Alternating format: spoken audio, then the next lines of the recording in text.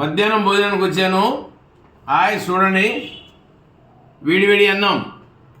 మా ఆవిడికి చెప్పాను ఇవాళ పొద్దున ఊకే కూరలు ఇట్లా ఉండవద్దు, రోటి పచ్చడి తయారు చేయమన్నానండి. ఇక్కడ ఏం చేసిందంటే పల్లీలు, పచ్చిమిర్చి, టమాటా, అట్లనే దీంట్లో మనము నెయ్యి పోసుకొని తింటే నా స్వామి రంగా ఉంటుంది మధ్య.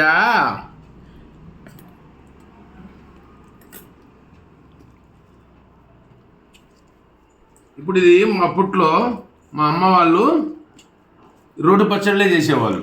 ఆ రుచి వేరబ్బా. పచ్చిమిర్చిలు, మా తోటలో పచ్చిమిర్చి బండేది, మా తోటలో పల్లీలు, ఆ రుచి వేరు. ఆ రుచిని ఇవాళ చూద్దామని మా మిసెస్ చెప్పాను.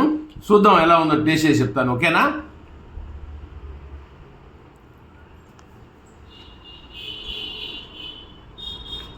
అబ్బబ్బబ్బబ్బబ్బా, సేమ్ టేస్ట్ అలాగే ఉంది. ఇంత రుచిగా ఉందండి, చాలా రుచిగా ఉంది. మీరంతా కూడా లైక్ చేసుకోండి, షేర్ చేయండి, సబ్స్క్రైబ్ చేయండి. బాయ్.